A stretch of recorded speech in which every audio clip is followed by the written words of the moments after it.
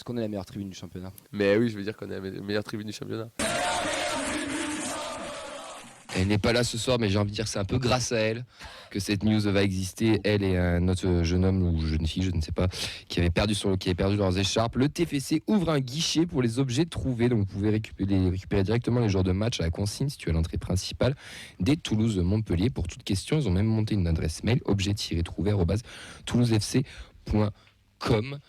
Merci Nadia pour d'avoir été ambassadrice de ce nouveau concept. Il y a une Agda qui est sur le terrain, si quelqu'un veut venir le récupérer. Donc pour le match TFC Montpellier, c'est à l'entrée, au guichet d'entrée.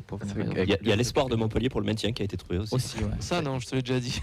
Il y a plus de. C'est très bien, ça là, je Il y a beaucoup de choses. On enchaîne avec Mimiti. Et oui, les internationales, pour le coup, Mimiti Bironien qui est en stage avec l'équipe de France U19 à Clairefontaine du 27 au 29 janvier. C'est d'habitué, c'est pas la première fois. On a d'autres jeunes chez les garçons qui, vous avez annoncé, sont sélectionnés avec les U16, les U17 pour un rassemblement à Clairefontaine. Il y aura des matchs au courant de la semaine, donc on essaiera de vous faire suivre les résultats.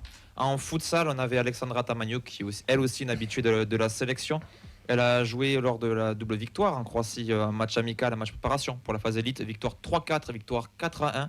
Capitaine en tête de match, elle a marqué lors du second. La billetterie est ouverte pour les huitièmes de finale de Coupe de France. Vous pouvez les prendre, c'est réservé aux abonnés pendant 48 heures. C'est 5 € en virage, 7 € en quart en jeune et 10 € latéral et 12 € central. Donc c'est pas forcément votre place exacte. Moi perso je l'ai pris cet après-midi, ça m'a foutu porte 8. Bon voilà. Ah, toi aussi? On va toujours au même endroit, on s'en tape de toute manière, jamais notre place. Bon, pour essayer porte 8 alors. Ouais non. C'est du tourisme comme un autre. Exactement. Tout le monde a pris sa place? Pas encore. Pas encore. Ça va pas tarder parce que l'horaire s'y prête un peu plus. Eh oui, 20h45, c'est vrai que c'est beaucoup plus sympa. Les amis Andy Tolosa, Ouais, c'est pris, c'est bon. Voilà. T'en dis pas plus? Si, mais là, il nous avait. Waouh. C'est pas une jingle, hein, messieurs dames. La billet, ça va le devenir. Nous l'avait compté sur Labo, donc voilà, ça veut dire qu'on a le billet déjà. Eh bien, bravo à vous. Voilà. Avantagé. Je voulais pas faire de jalouse, pour ça que je voulais pas le dire. Mais si, t'as le droit, écoute, c'est pas grave. Vous avez le droit aussi mérité. d'avoir quelques petites récompenses, hein, c'est logique. Je suis 7 à l'année. Allez, les Indians Tolosa, eux, c'est la bonne nouvelle du jour. Ils ont récolté 10 000 €. Pas 1, pas 2, pas 3. J'arrête. 10 000 € pour l'association Hôpital Sourire. Déjà l'année dernière, on avait récolté 4 500 € avec la vente de peluches. Je dis on pour ceux qui ont acheté. Bon, moi cette année, je l'ai pas acheté, donc c'est pas bien. J'ai pas le droit de dire on, mais tout le monde qui a acheté sa petite figurine pour Noël a contribué à cette belle Initiative. Merci. Donc 10 000 €, c'est quand même énorme. Hein. 10 000 € pour les c'est très figurines, bien, c'est vraiment une belle opération. Comme quoi, les ultras, c'est bien aussi de les mettre en avant. Mais bon, ça, malheureusement, personne n'en parlera parce qu'ils n'ont pas craqué des fumigènes, ils n'ont pas tapé sur quelqu'un. Ça fera pas la une des journaux. Mais nous, on en parle, on les félicite. Bravo à eux, bravo au groupe et bravo pour l'initiative. T'as pas vu de ce qu'ils font. L'incendie à l'hôpital Purpan là? Ils ont craqué un fumier Non, mais bon, voilà, tu vois, ce genre d'initiative, on les met jamais assez en avant. Et pourtant, il faudrait. Et 10 000 € c'est quand même une sacrée somme. On va enchaîner avec la préfo, la formation ainsi que les filles. Divine. Oui, la frappe de Divine. Oui, voilà. Magnifique but. L'ancienne Marseillaise qui marque contre l'OM. Et ça, c'est pas bon. C'est bon ça, voilà. c'est bon. On va commencer avec la préformation. Fabrique Violette, les U15 ont fait 2 partout contre l'Ardenne. Les U16 ont battu Rodez. Côté N3, la réserve a perdu 2-0 contre le Stade Bordelais qui était très mal classé pourtant. La N3 est toujours 3e championnat à 6 points du leader, 4 points du second. Ça commence à devenir un petit peu compliqué pour la montée alors qu'on a fait quand même la première partie de saison en étant en tête tout simplement.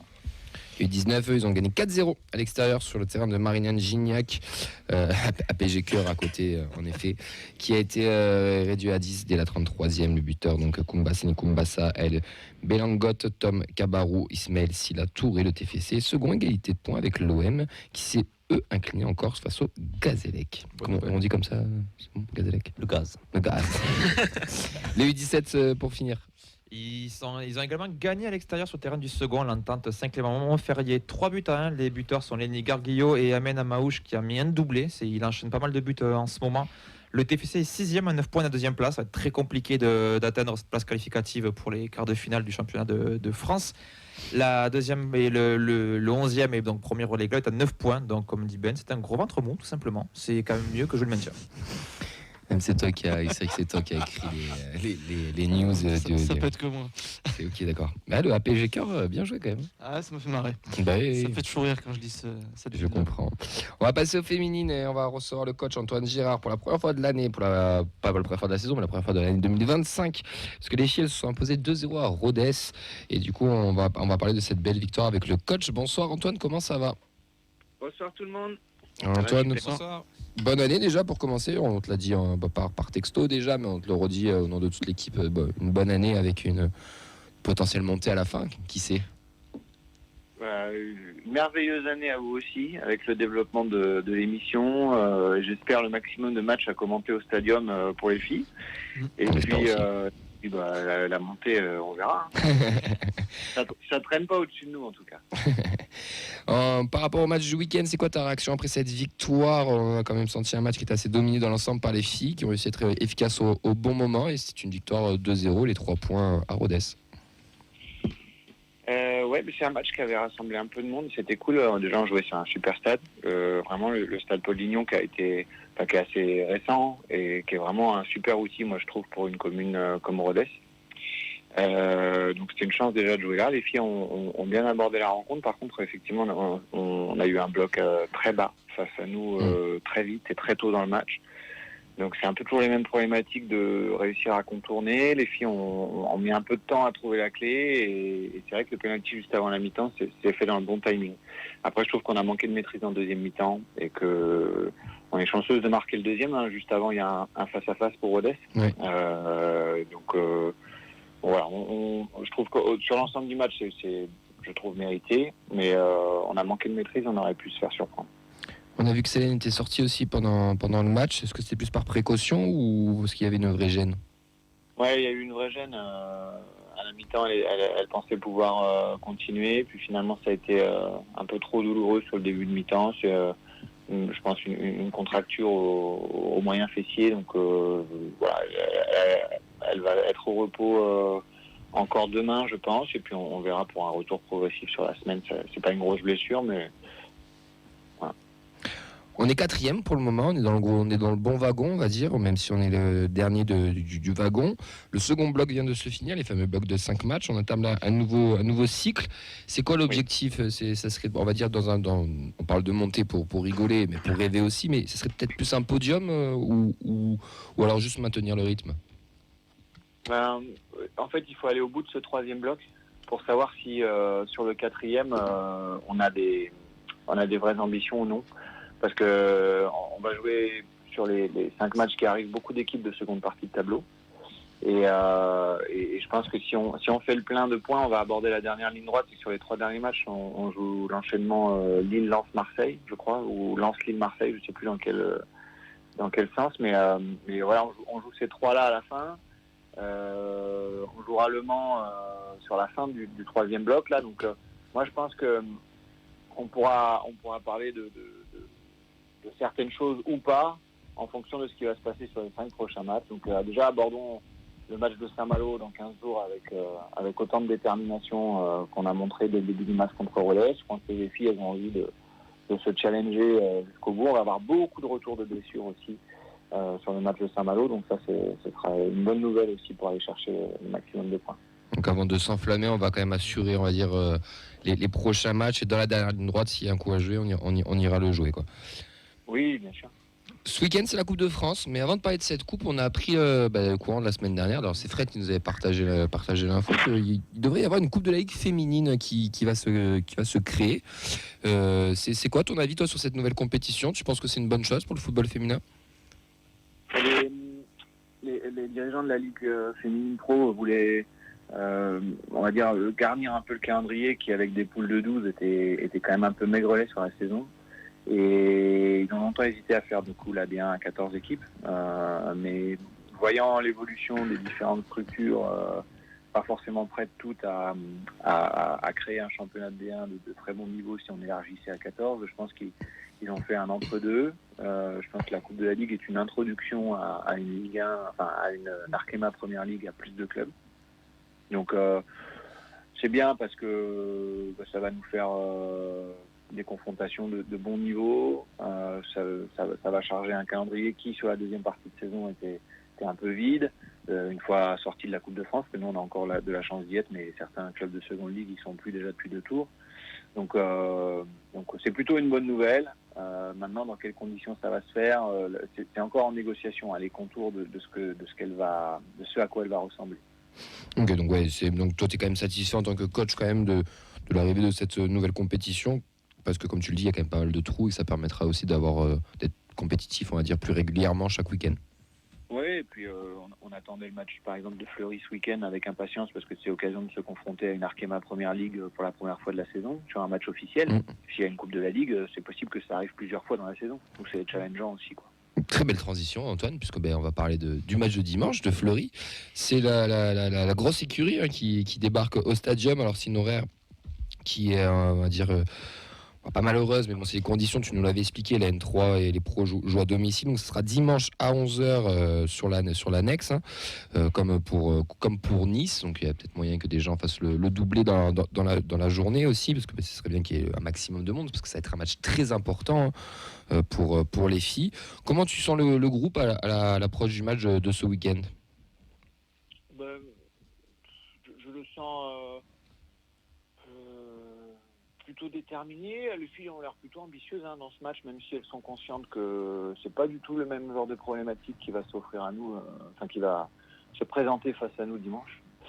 C'est une équipe qui est en pleine confiance dans son championnat. Déjà, c'est une grosse écurie au départ, avant que le championnat d'Arkema Première Ligue démarre, mais elles ont connu un début de saison un peu, pas à la hauteur de ce qu'elles espéraient. Et là, elles ont vraiment trouvé leur rythme de croisière. Elles ont récupéré toutes leurs blessés. Elles viennent d'empiler les buts là en 3 matchs. Je pense qu'elles seront à plus de 20 buts ou quasiment une vingtaine de buts. C'est chaud. C'est un sacré moment pour les prendre, mais nous c'est plutôt bien relancé depuis début 2025. On va vendre chèrement notre peau. On a envie surtout que les gens qui viennent nous voir voient du spectacle. J'ai pas envie que les gens se disent on va bétonner pendant 90 minutes et puis on va bien voir ce qui se passe. Je pense qu'on va essayer de l'aborder avec ambition en étant lucide sur notre capacité à presser une équipe comme Fleury sur 90 minutes. Ça me semble complexe, mais on va essayer de montrer de l'ambition. Et puis garder les valeurs qu'on a et qui nous réussissent aussi depuis le début de la saison. Exactement. On va pas rencontrer une équipe de cette dimension. C'est une bonne occasion de tester les limites aussi de notre projet de jeu. Il y a des absentes pour samedi, pour dimanche, pardon, ou pas ? Comment est-ce qu'on a des blessés, comme Célène nous a dit, qui était un petit peu. On va y aller vraiment doucement avec celles qui reviennent de longues blessures. Il y a Anaëlle Anglais qui est en train de revenir et qu'on espère récupérer très vite sur 90 minutes. La recrue Marine Perea qui va aussi, je pense, faire ses premières minutes, soit ce week-end, soit le week-end prochain. Mais et Chloé Marty aussi, qui était blessée depuis la reprise et qui va revenir.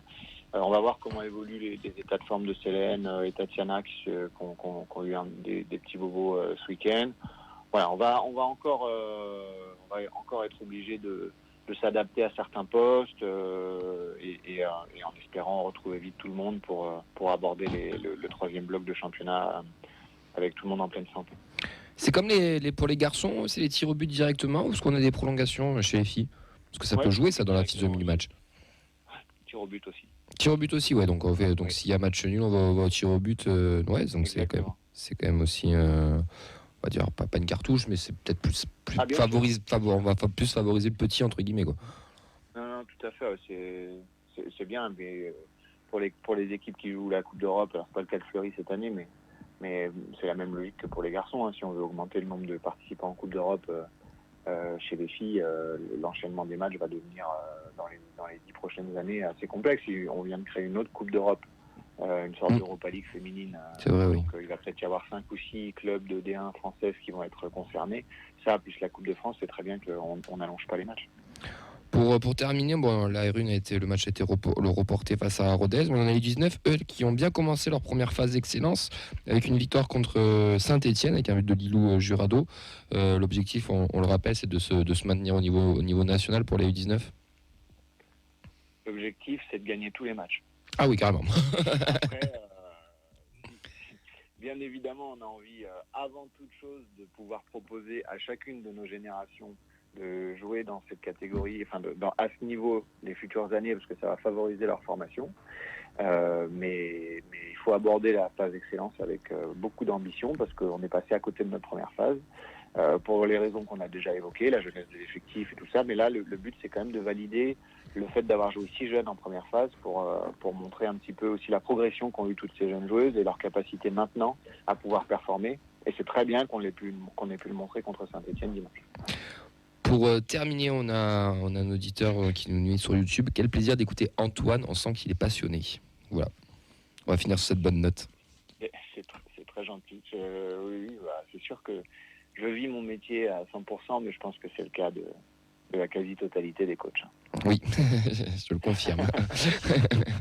Merci beaucoup Antoine. On te dit à dimanche, on va venir supporter fort pour dimanche, en espérant créer l'exploit, parce que ce qu'il faut souligner aussi, c'est que le club est un des seuls clubs, peut-être le seul club en France, C'est le seul. Ouais. c'est le seul à être en Gambardella, en Coupe de France filles et en Coupe de France garçons. Mais je pense que le président aimerait que ça dure un tour de plus pour les 3 équipes. Ouais, mais on aimerait tous, hein. Mais bon, après il y a la réalité du terrain aussi. Je lui ai dit qu'on ferait le maximum. En tout cas. Mais en tout cas, bonne chance pour samedi. De toute façon, ça reste des matchs de coupe. Tout est possible et on a confiance aux filles, au groupe et tout le staff pour essayer de réaliser l'exploit. Nous, on sera là pour vous encourager. Avec plaisir. À bientôt, Antoine. Bonne soirée. Bonne soirée. soirée. Ciao, ciao. C'était Antoine Gérard, le coach des filles. Donc, vous l'aurez compris, hein, dimanche, il faut aller à 11h sur l'annexe 1, supporter les filles. Elles auront besoin de tout le monde, un maximum de personnes. Le match après, il est à 17h. Ça fait une petite longue journée au stadium, certes. Mais ça vaudra le coup. Elles ont aussi besoin de tout le monde, nos féminines, pour essayer d'aller arracher l'exploit. Programme tous les vendredis du coup à 16h, hein, le calendrier, vous en avez l'habitude et on a tous les résultats le lundi. Maintenant, on va enchaîner avec la prochaine chronique. C'est passé 2-3 dingueries. Mais non! Il a pris un gros rouge à la 41e pour avoir tout simplement empoigné un adversaire par la gorge. Ce gros faisant de Saïd Amoulic. Rien à signaler non plus, une note moyenne, pas de passe D, pas de but. On va passer au journal des prêtés. Eh bien tout à fait messieurs, et je suis de retour après un très très bel intérim de la part de Ben et Vincent bien entendu. Donc on va faire un petit tour dans notre basse-cour et prendre des nouvelles de la brigade des faisans. Ils nous ont terriblement manqué, je sais. Faut me choper le moment, je vais le rajouter au jingle, je pense. Et on va commencer tout simplement avec Ibi Sissoko, notre poulet sans tête préféré, qui est de retour de blessure depuis début janvier. Il n'a pas encore réintégré le 11 titulaire, 3 entrées de jeu sur les 5 derniers matchs. Dernière entrée en date lors de la défaite 1-0 de Plymouth contre QPR, sorry. Je sais pas, j'ai flambé. Il est rentré à la 80e et n'a, aux surprises, pas réussi à inverser la tendance. Mais cela dit, on lui souhaite quand même de retrouver le 11 type ainsi que le chemin défilé rapidement, car Plymouth est plus que jamais dernier de Championship avec 5 points de retard sur l'avant-dernier. Mais est-ce qu'il a mis un petit point à l'entraînement parce que ça, moi, j'ai pas l'info. Je pense que oui, c'est pour ça que les gens veulent qu'ils reviennent. Ça te dit pas un petit prêt Montpellier pour se Non, relancer? c'est vrai, merci. Non, ok. Ça va, tu fais raccord Adams, tu peux faire un effort. Là. Ah, mais il faut en dégué, tu renforcer. le prends pas en vrai? Jamais. Ah ouais? Un mec qui met des petits points à l'entraînement. Mais tu sais que je tiens à ma télé, je peux pas la Tu casser. T'as l'opération du cerveau entre Ferry et Savanier là. Putain. Et attends, t'as vas-y. Koulibaly qui purge encore son carton rouge Ouais. pour avoir un Mais point. non, il va s'en aller aussi. Et puis ce serait cruel pour Sissoko de le faire terminer dernier de Championship, puis dernier de Ligue 2 en 2 saisons. Oh, ce serait beau. Attention, c'est pas fini pour moi. Enfin, Par contre, pour Ibi, par contre. Ah bah après, bon, voilà. Bref, c'est ce que j'en pense. Et on va enchaîner directement avec César Gélabert. Alors lui est dans le 11 et on se demande bien pourquoi. Il nous gratifie une nouvelle fois. C'est parce que c'est le cousin de Vincent. Il a C'est marqué toujours la la semaine même dernière. réponse. Il a marqué la semaine dernière. Il nous gratifie une nouvelle fois d'une performance quelconque malgré 90 minutes sur le terrain lors du nul 1 partout de Riron contre Elche. En même temps, il avait marqué la semaine dernière, donc faut pas non plus déconner. 2 performances de qualité d'affilée, c'est pas le TFC qu'on aime ça. Tu prends les joueurs Gélabert, mon pote? Toujours pas. Ah ouais, je prendrais plus que Sissoko. Non, ça. attends. Je prends Jean Roux. Attends, tu prends Gélabert à Montpellier l'an prochain? Non Il faut recontextualiser aussi. Hein. non plus. Et dans 2 ans à National? Oh, Non, En c'est vrai, pas Gélabert à Montpellier, moi, Pour le derby pas contre possible. Nîmes. Il est trop frêle. Derby pas derby contre Nîmes. Pardon, Ah, il est trop frêle, c'est horrible. Ok. Le mec, il va Ouais. s'envoler à moins de bribes à au sang. Mais n'empêche, avec Kazri, il y a une différence de points. Ah ouais, je pense que les deux, ça peut faire un joueur Ah, la correct moyenne niveau serait poids, bonne. ouais. Ouais, la moyenne serait Si bonne. l'autre ouais. mange l'autre, ça fait un joueur. Ah, ça fait Carby là derrière. un jour d'être à Montagne, il finit à Narbonne. Quoi. Pas caserie. Hein. Ah non, pas Catherine. Pardon. Non, mais je vois que ça vous inspire, c'est très bien, c'est très très bien. Le Riron- séminaire Frontignan, j'y pense. Son équipe de Avec Riron Charles. est redescendue puisqu'ils sont 9e maintenant de Liga DOS et leurs rêves de promotion sont un petit peu en train de s'envoler, tel un faisant finalement. On a réveillé Fredo en cabine. Le gros Bibi. On va enchaîner donc avec le plus grand des faisans. Alors j'avais un jingle qui était tout simplement le jingle alerte enlèvement, mais je l'ai oublié chez moi, donc je vais vous le faire sans. La France a peur, tout simplement. Nous sommes désormais sans aucune nouvelle de Saïd Amoulic depuis le 3 novembre dernier. Aucune apparition dans le groupe, aucune info, blessure ou quoi. On ne sait pas ce qu'il devient. Prions pour que ce cher Saïd n'ait pas été abattu par un chasseur de faisans polonais dont le jugement aurait été altéré par les 11 litres de vodka qu'il s'est enfilé avant de charger son fusil. Saïd revient. Saïd revient, tout est pardonné. S'il te plaît. Trêve de plaisanterie. Non, je sais que tu prendras pas lui. Je suis pas bête. Mais Ça reste une énigme. trêve de plaisanterie. À chaque prêt, il disparaît pendant un Oui. temps et on n'a jamais de nouvelles. Mais c'est comme Neymar et l'anniversaire de Non, sa non, sœur. mais- il faut avoir quelque Non, mais chose face de- à quand il joue au Locomotive, je sais pas si vous Oui. vous souvenez, on a eu 2 ou 3 mois où on ne savait pas où il était Mais passé. c'est toujours novembre-janvier. Ouais. J'ai essayé de chercher un peu, j'ai trouvé Ah ouais, zéro non, info peut-être blessure. qu'il est blessé, Voilà, je sais pas, mais- mais- Non, mais quand même. Il est Non, mais sur le c'est front, pas la il y a première- quelque chose, non? Je C'est sais peut-être pas, pas. c'est pas la première fois. Hein. Et du coup, t'as oublié, et si vous le voyez, n'agissez pas seul. Voilà. Mais je sais qu'à un moment il était blessé, mais normalement là il aurait dû déjà être de retour, mais toujours aucune apparition dans le groupe depuis novembre, ça commence à C'est faire ouf. quand même. Je En pose vrai, une c'est- question que je pose chaque année, mais il est toujours sous contrat avec le TEF Oui, c'est celui qui a le plus long contrat.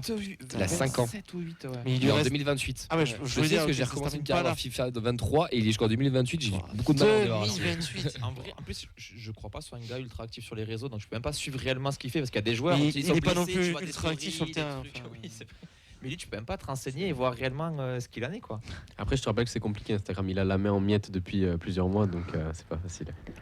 Normalement il s'en est remis. Hein, mais- Et on va passer donc à notre nouveau joueur prêté, qui est tout simplement Alex Dominguez. Alors changement drastique de politique au TFC, puisqu'apparemment on se met aussi à prêter de bons joueurs maintenant.